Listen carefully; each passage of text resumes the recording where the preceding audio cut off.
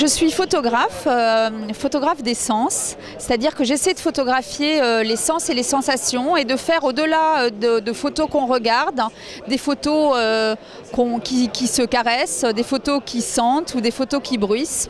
Et dans le cas particulier de cette série qui est sur le stand Compétences Photo, il s'agit de photos tactiles, qu'on ait envie de caresser un petit bout de joue du bout du doigt.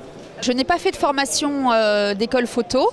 J'ai commencé d'une façon, je crois, très classique. Je suis tombée dans la photo adolescente. Je me suis inscrite au club photo de mon collège et j'ai appris à faire des tirages à l'agrandisseur en noir et blanc. Et voilà, j'ai appris à passer des nuits dans les chambres noires, à voir les tirages qui apparaissaient tout doucement. Et voilà, j'ai chopé le virus. Et puis j'ai commencé une vie professionnelle salariée avec ma photo à côté. Et puis je me suis rendu compte au bout de quelques années que si je voulais continuer à progresser, il fallait que je me jette à l'eau. Donc j'ai démissionné. Je suis partie voyager et quand je suis revenue, j'ai déposé mes photos en agence.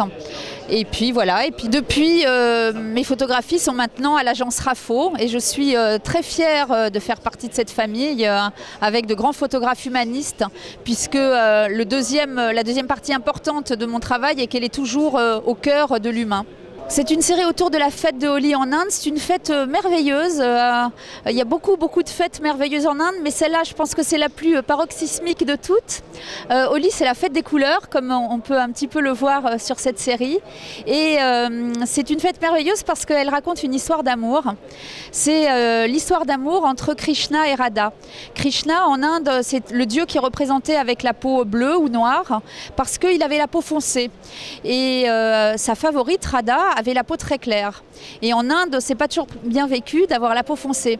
Donc Krishna, comme tous les jeunes hommes, dès qu'il avait un problème, il est allé voir sa maman. Et il est allé se plaindre et il a dit à sa maman, maman, quand même, je suis embêtée, j'ai la peau foncée, ma favorite, Radha, a la peau claire, alors j'ai l'air de quoi? Faudrait que tu fasses quelque chose.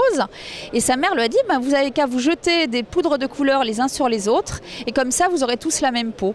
Et c'est en commémoration de cette histoire de Dieu que chaque année, à la première lune du mois de mars, la première pleine lune du mois de mars, les Indiens se jettent des poudres de couleur les uns sur les autres pour commémorer cette histoire. Donc c'est une fête de l'amour.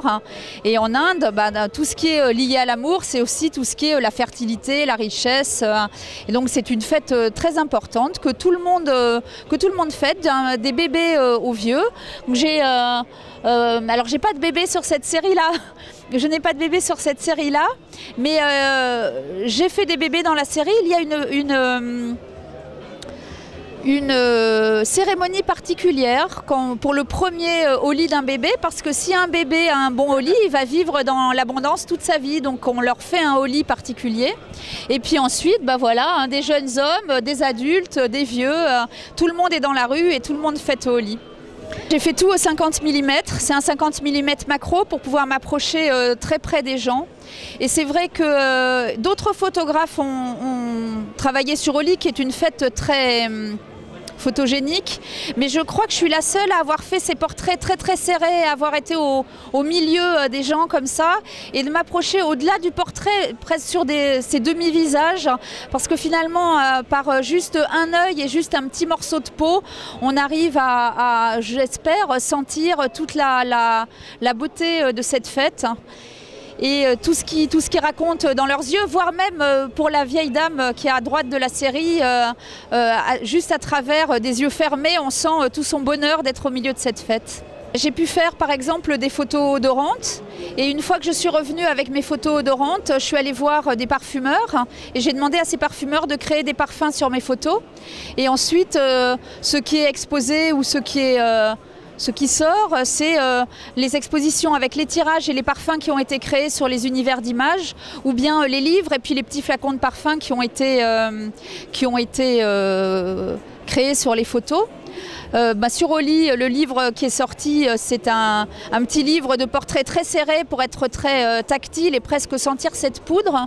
Et puis, il y a toute une série de tirages qui est à la galerie Le Pictorium, où on a vraiment travaillé ces tirages pour que presque la poudre puisse se sentir, hein, qu'on ait presque envie de souffler sur les tirages pour faire partir la poudre.